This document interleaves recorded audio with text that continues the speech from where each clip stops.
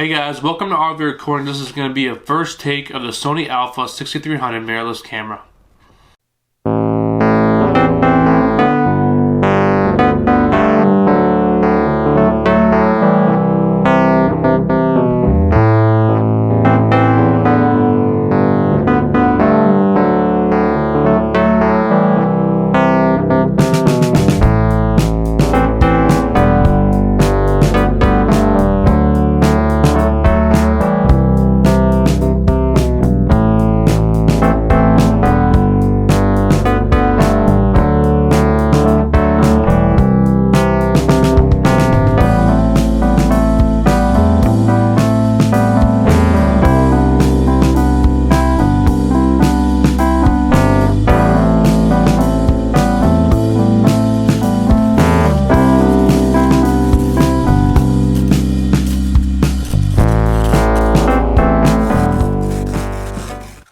It's a cold one out there.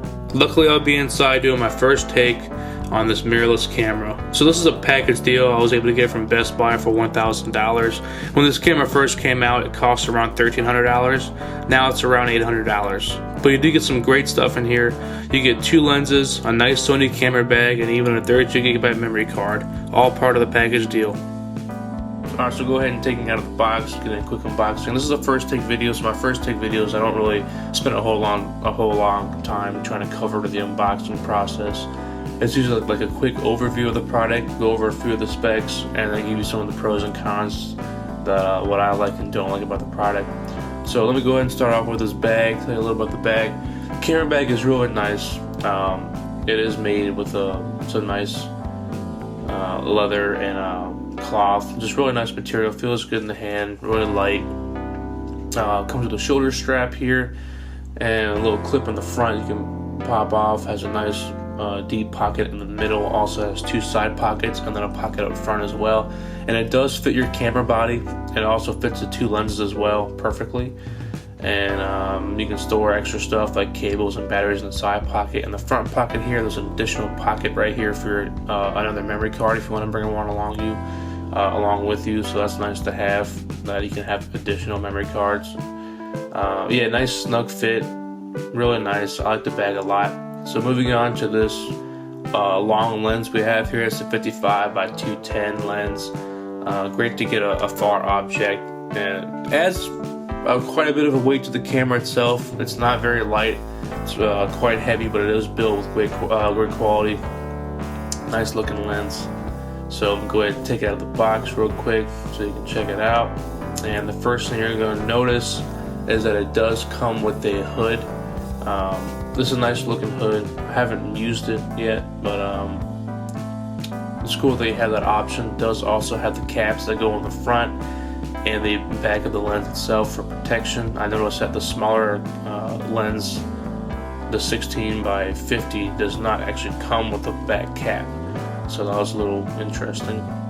So moving on to the camera itself, the A6300, which you can get for a good deal just by itself. I've seen them for $800 to $1,000, just the body alone.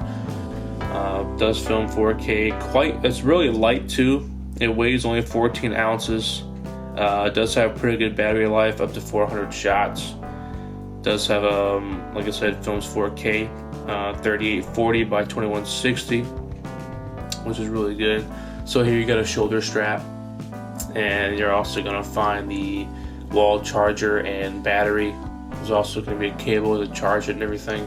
I'm not really sure what this is here. I guess it's like for the flash, I guess. Not sure why you would need that, but I'm guessing it's for the built-in flash. So pulling out of the camera from the sleeve here, like I said, really light, feels really good. I like the button layout. Really nice quality.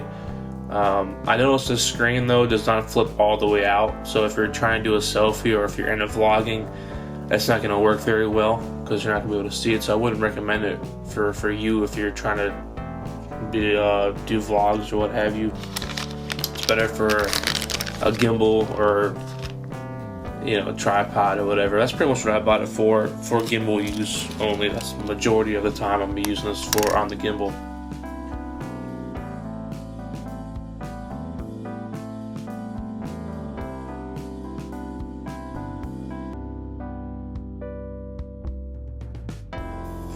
So comparing the two lenses here, you can see one is a manual zoom, the other one is electronic. I noticed that the electric one makes a lot of noise. It's really loud when you zoom in and out, so that's something to keep in mind. You can see how much bigger this camera looks with a bigger lens on there. Overall, I really like the camera, nice design. What I don't like though is how in order to record video, you have to press that button right there on the side. You can't press the shutter button. That's kind of annoying. Alright, so in order to change the lenses out, all you want to do is press this button right here on the bottom. Just hold it down, twist it to the left, and it'll just pop right off. In order to put the lens back on, all you want to do is line up the white dot. There's a white dot right here in the corner of the camera, here on the corner of the lens.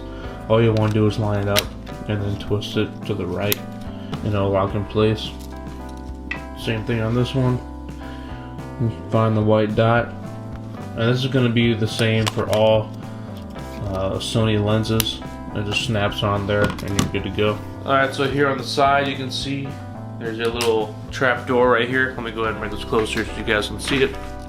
You have your 3 ports right here. One's for charging, and the other one is to plug into the TV. It's like an HDMI port, and you have your auxiliary port right there. So the cool thing about this is if you have this on a tripod or something like that, and you don't want to take it down, you don't have to. You can just plug it in right here to a computer, and it'll go ahead and transfer all your files to the computer. Also charge your camera as well. It'll charge the battery up. So it's nice having that option. Alright, so I'm going to go ahead and do a little quick comparison between the two lenses. I'm going to go ahead and try them on the camera. And I'm going to start off with this one here. This is the 16x50. And I'm just going to stay in one spot. I'm going to focus something on in the room so you can kind of see the distance, how much more you can get out of that lens compared to this lens. And also just kind of maybe see like how much wider you can get with this lens compared to the other lens. So I'm going to go ahead and focus on one thing in the room and stay in one spot. Alright, so it's recording right now. I'm going to make sure it's zoomed all the way out first, which it is. Alright, so now I'm going to go ahead and bring it on in and zoom in as far as I can. Alright, that's as far as I can go.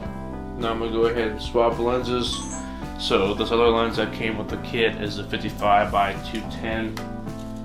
So let's go ahead and swap these lenses out.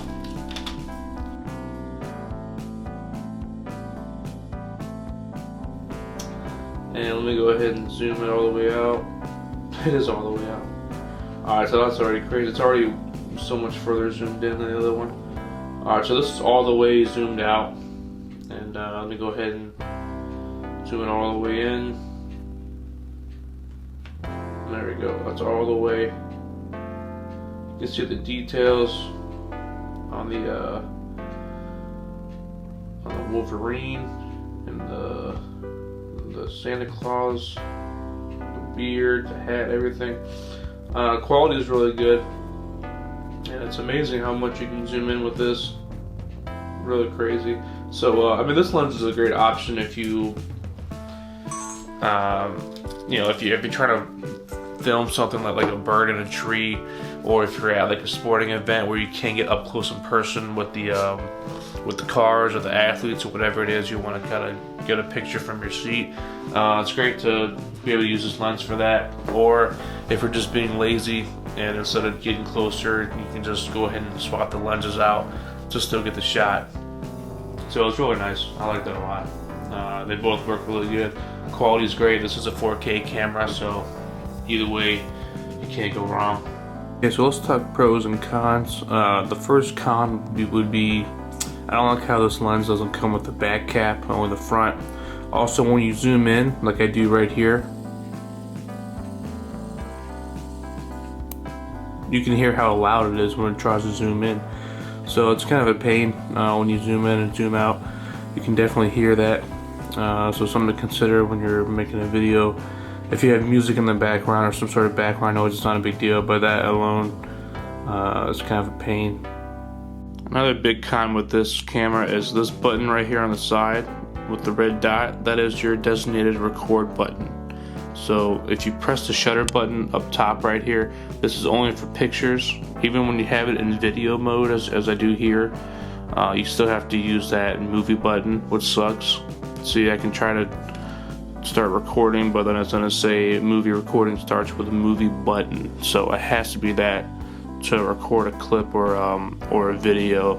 No matter what you have on here, it doesn't matter. That's the only button that's gonna work for video, and that's really annoying. I wish it was more like the G7 where I can just have the shutter button for everything. Also, this screen is not a touch screen either. As you can see, I'm touching it, trying to swipe. It doesn't do anything, even going to playback. You have to actually press the buttons on the camera. It doesn't let you swipe to the next video or picture or whatever. You have to use the buttons only. So one more con is that the lens doesn't flip over, so the screen is always visible. Not like the G7 over here where the lens is like protected. As you can see, you can flip it closed, so that way if you drop it, it'll protect it from any scratching or anything like that.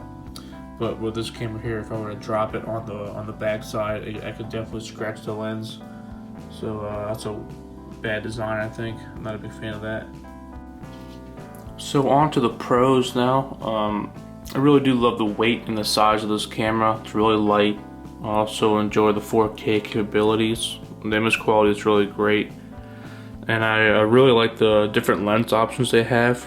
Sony offers a book that it shows all the different types of lenses that you can get for this camera. So not only the two lenses I have on here, but they also have like different wide angle lenses. They also have portrait mode, and I'm really into portrait mode. I've been using that a lot on my iPhone 10. So if I can be able to record on portrait mode, that'd be awesome. So that might be my next lens.